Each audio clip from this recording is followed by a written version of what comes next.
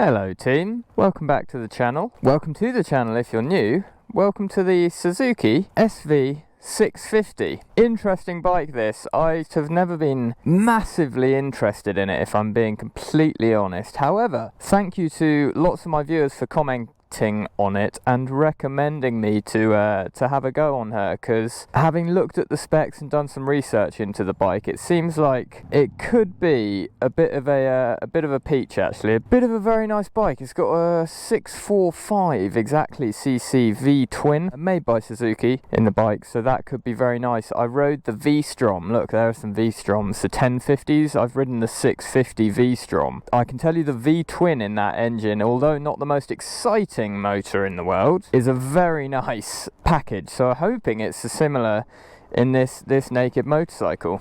So basically guys, we're just going to go for a ride. I think just going to start off. I'm recovering from the man flu. It's a bit sexist that, I'm not sure why they call it the man flu, but to put it short, not been feeling very well. So I think we're just going to go for a ride, no pressure, and just chill out and see how the bike rides and what it's all about, and have a nice day, because the sun's out and it's going to be winter soon, so let's make the most of it. So starting off, obviously it's not keyless, so you've got a key here, an old classic ignition, slot the key in, which is absolutely fine. Riding position initially, actually it's quite a comfortable riding position. It feels like it's going to be nimble. It just got that classic, you know, I don't think this bike's going to stand out in a crowd. It's just like your stereotypical motorcycle, if that makes sense. Let's start her up. As I was saying, I love the V-Strom 650. Not the most exciting motorbike, to be honest about that, but as an all-rounder, I think the V-Strom 650 was really, genuinely a fantastic bike, and I'm sure the 1050 is even better. So I think from everything I've heard about this SV650, it could be a bit of a winner. So what are we talking power wise? As I was saying, it's a 645cc V twin. It's got 73 brake horsepower and 64 newton meters of torque. Not world breaking, shattering power figures, but for road use, and specifically what this bike could be really good at as a learner bike, or your first sort of big bike, so to speak, I think this looks like a really good package for that. So I'm sort of going into this review thinking of it as a first proper big bike and what it would be like for that. So first off the bat, nice wing mirrors. Wing mirrors work well, good visibility, feels light, very easy and nimble, just very flickable. Feel like you can just sort of chuck it around, which is good for a beginner's bike. You don't want a load of weight, you want weight on your side, so keep the weight down. The screen TFT is nice. It's basic. It's not a colour, it's just sort of straight up black and white, quite old school, simple, but it works very well and it's clear. You've got big speed in the middle there, you've got your gear indicator to the right, and obviously your revs on the top there. Very simple but effective, no complaints really, but not much to write home about on it. So one thing that's standing out actually are the handlebars. Do feel quite narrow, feel quite sort of close together. Sitting in traffic here, I'm 5'9" with a 32-inch inseam inside of the leg. And yeah, it's really easy to get your feet on the ground there. I was just flat footing it on the ground.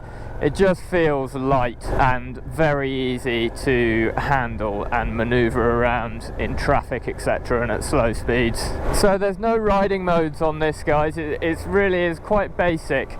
Coming in at 6,999, so £7,000. 7,000 of your hard-earned pounds, that is. So you want to be sure you're getting a good motorbike. But yeah, no riding modes. It does have ABS. The switch gear, pretty straightforward, fairly basic. You got your, oh, sorry, horn on the left there. Hazard lights, passing lights on the left, indicators, non-cancelling, self-cancelling indicators, excuse me, and yeah, your ignition on the right. So nice and simple and easy from a learner's perspective to not have too much clutter confusing things. Straight off the bat, what's it like in town? Pop it down into third gear, It's going 30-31 miles an hour here. You can feel it's a V-twin. So for instance, if we were comparing this to the Triumph Trident 660, then that would be a lot smoother, a lot of a smoother ride, because it's a triple from Triumph, a traditional triple as well, not with that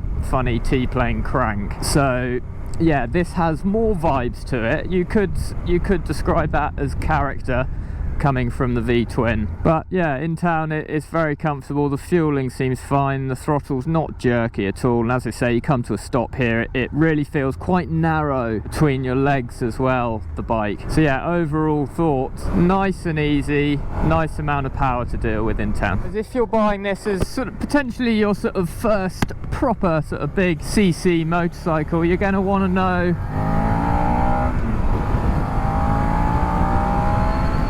it's quite nice up the top end there, the V-twin, when it revs out. Definitely worth revving it out. Being your first larger CC motorcycle, you're going to want to know what it's like on faster roads, because you can start hitting those dual carriageways and motorways now you're on the bigger CCs. So what's the Suzuki SV650 like on faster roads? Well, we're in 6th gear now, so you've got 6 gears, which is nice. Just smooths out the RPMs at the faster speeds. We're going 66 miles an hour at 5,000 or 4,500 RPM. I mean, it's a 650cc engine. It's got plenty of power for faster roads. You're not going to find yourself being worried about keeping up with the speed of the traffic flow on faster roads. There's more than enough power there to keep you happy in that respect. Actually, comfort-wise, it's very comfy. The handlebars are quite high up and they're actually raked back towards you a touch as well. So I'm actually finding this fairly comfortable. It seems to be straightening out my poor posture a bit, which is quite good. Yeah, I could do easily if you're commuting into work, or even if you wanted to go touring a little bit and you've got some faster dual carriageway motorways. I think this is fine for it. So if we bring it up a bit, say you need to overtake, 6th gear, roll on.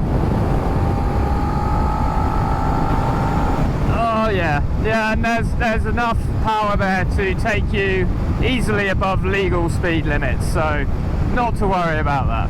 Okay, so all well and good in town and on the motorway, etc. What's she like on the country lanes when you get to the twisties?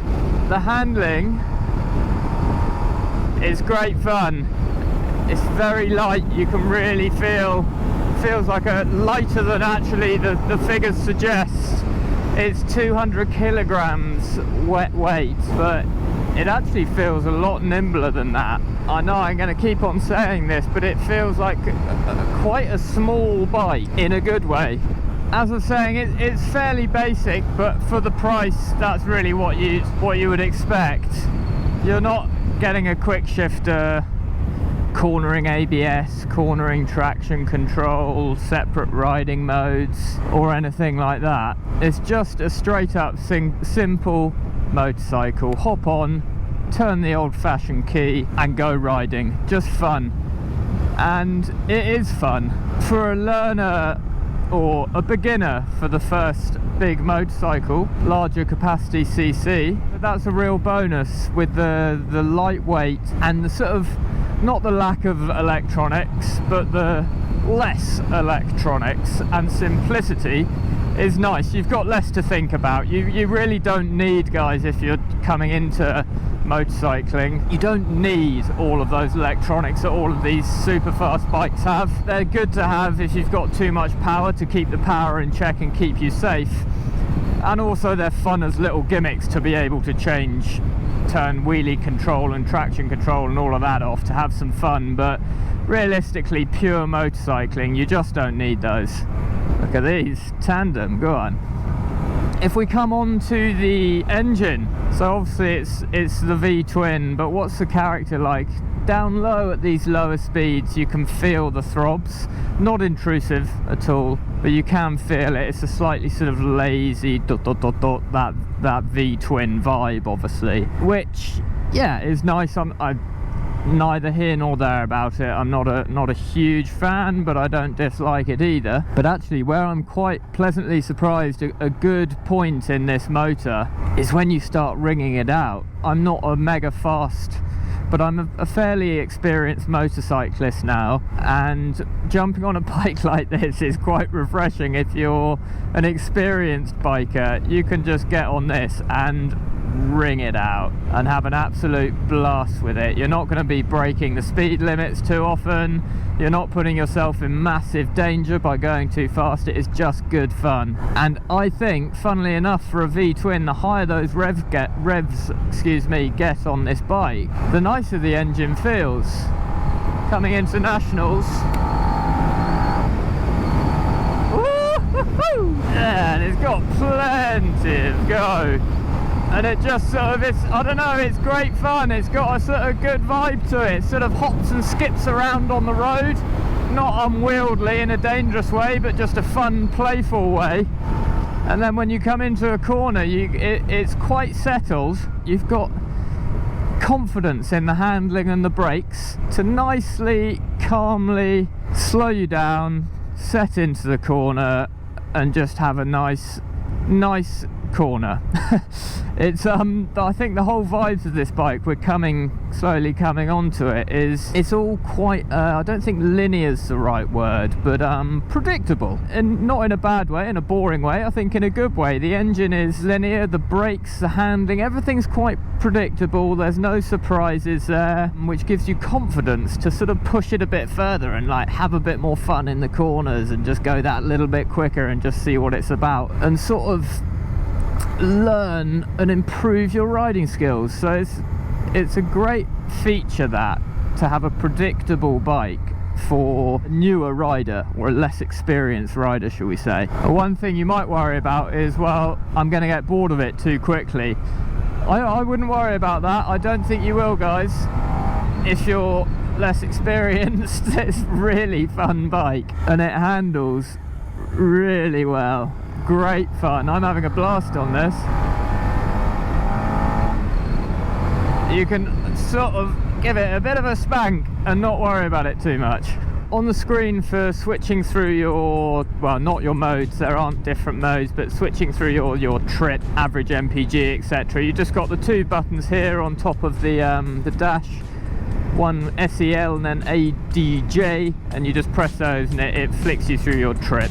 Very simple.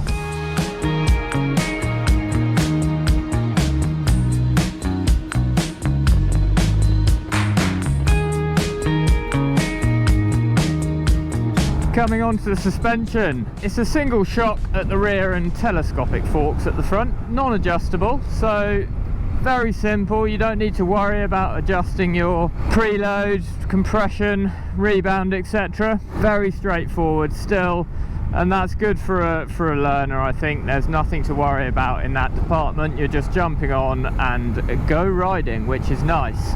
But what does it feel like in its standard setup? It's capable, it's fun, the suspension, but when you do start pushing on, or you hit a pothole, and if the road starts getting a bit bumpy, you do start to feel the limitations in the suspension. It can become a little bit, not crashy, that's harsh, but if you hit, you know, large bumps, the bike can become a little bit unsettled, but you know, you get what you're paying for. It's nicely damped and it's good fun in the corners. Like I say, the handling is great fun on this. That's a standout point. So I think it's a benefit that it's not too complicated suspension wise. It's just a twist and go, so to speak. Nice and simple. So refreshing to have a bike that just there, for example, that little twist of the throttle. At the back of my mind, I usually have, oh, I better be careful because I'm going to be going too fast, you know. Always worried about going too fast on these bigger CC engines, but just there, it's fine. You can sort of twist on this thing and have fun, but not worry about going to jail, which is quite refreshing.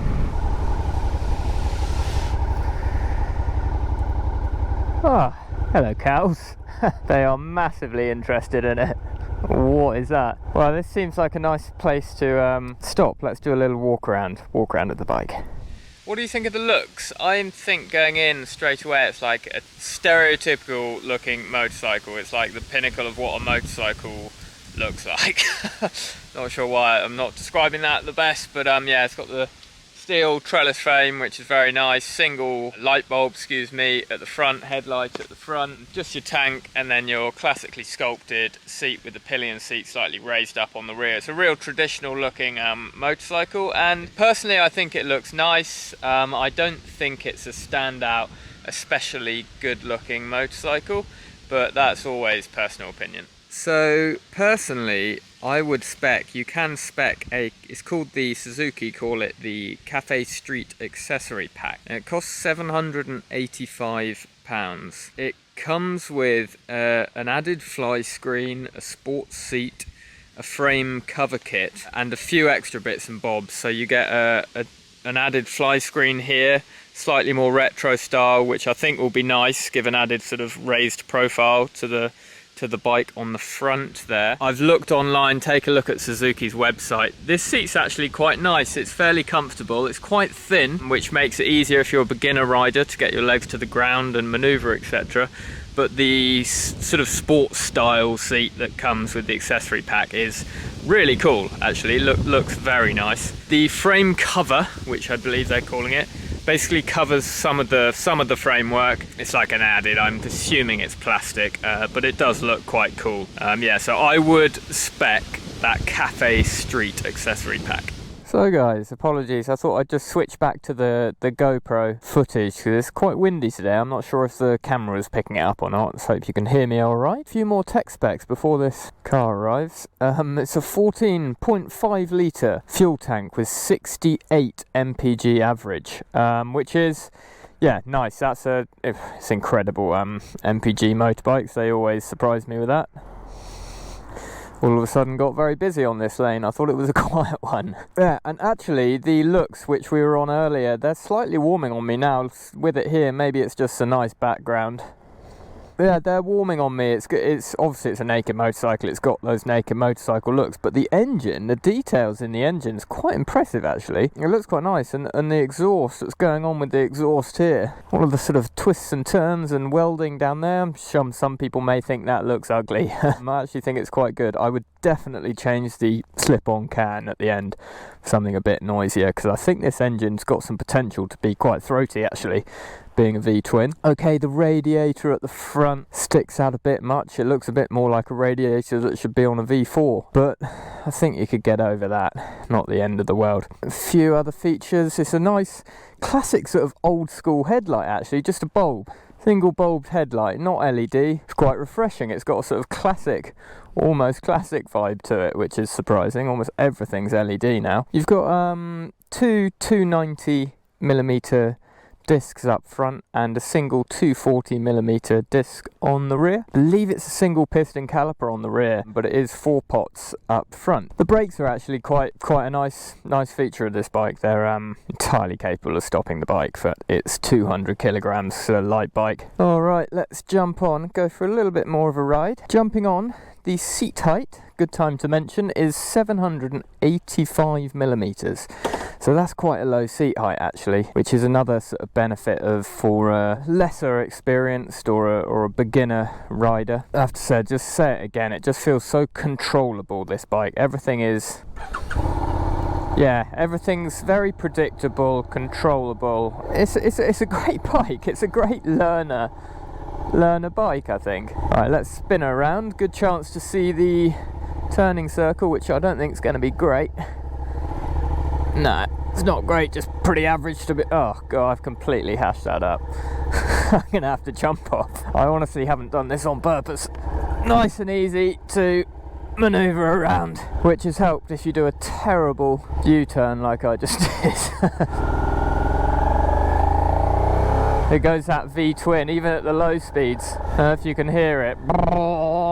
It's characterful. Whilst we're here, guys, I want to say a huge thank you to, as per usual, my favourite motorcycle dealer, Blade Motorcycles in Swindon, for lending me the bike today. It's actually brand new on demo for them, this SV650 2022 model, so I believe I'm the first person to ride it, so thank you very much, Blade. I feel very privileged for that. If you want to get down there, guys, and give this a test, give Blade a call. Say you saw the Red Ang Revival YouTube video video how much you loved the video and you wanted to give the bike a ride. Whilst we're here, guys, please don't forget to subscribe to the video if you enjoy it, because it yeah, it massively helps me out and helps me to continue going and making videos like this for you guys and giving you my thoughts and reviews on these motorbikes. Whether you respect my opinion on the bikes or not, it massively helps, so thanks for that. So hate to do it, but must be done on these reviews. On to the negatives of the SV650. Okay, so let's start straight off with the, bearing in mind you're getting this bike for £7,000, and I think it's great value for money. I think it's worth that £7,000. However, I will say the switch gear is not bad by any means, but you're not getting premium sort of switch gear and touch points, which is completely understandable on a bike for this price, but it's a little bit plasticky. The TFT dash, oh, actually I believe it's LCD, sorry, I've a habit saying TFT. It's fairly basic, fairly old school. There's nothing wrong with it, it's just a little bit old school. You may even see that as a benefit if you like sort of more classic old school bikes. Other down points, I suppose, I do think the looks, personally, I am warming to them, but they're not my favourite style looks. And I'm really nitpicking here, guys. But another thing, not much, it is actually quite a refined bike. I would possibly say the refinement of the engine, etc. Now it is a V-twin, so it's not gonna be amazingly smooth and refined, but the overall refinement may be a downside. But guys, this is really nitpicking. A bike at this price range, you're not gonna get everything perfect and absolutely premium. That's just, I'm just giving you, trying to nitpick some negatives to give a balanced review. Okay, so to round off competition, we move on to its competition. I think its closest competition is probably the Yamaha MT-07 or the new Trident 660. Oh, I don't like doing this. I think I am actually I'm only ridden the Triumph Tiger Sport 660, is it called? Which is exactly the same engine as the Trident 660. Now the Trident is about £700 more than the Suzuki, but having ridden that engine and the platform, I'm gonna say I would have the Trident over the SV650. Sorry, SV650. It's a lovely bike and it's great fun, but I just think the Triumph will beat it on.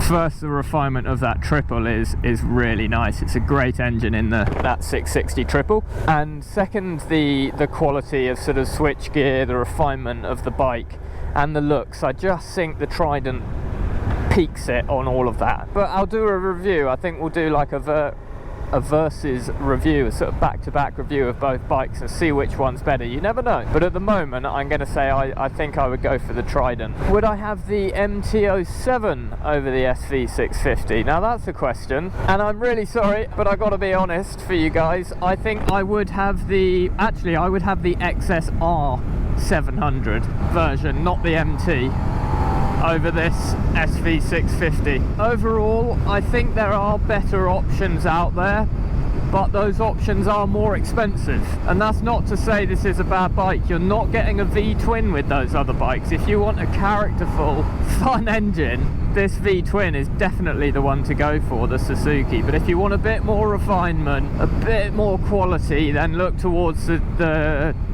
Triumph and even the Yamaha as well, I would say. You could remedy that a little bit by getting that Cafe Street accessory pack for the SV650, and that lifts the looks of it considerably. I actually think this would be a great bike because it's cheaper than the other two to buy and make it like a little project bike.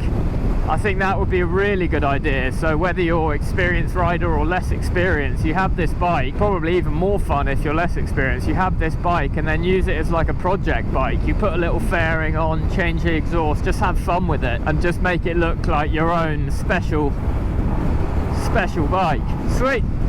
Catch you in the next vid, guys. I've got a bit of a special one coming up next. It's taken me 2 attempts to film it, but yeah, stay tuned. It's going to be a good one. I'm not going to give away what it is yet, but it's a comparison video. One of the best bikes I've ever ridden. Until then, check out this video on the screen now of the Yamaha XSR 700. See what you think of that one. See you in the next one. Bumpy. Ciao Bella.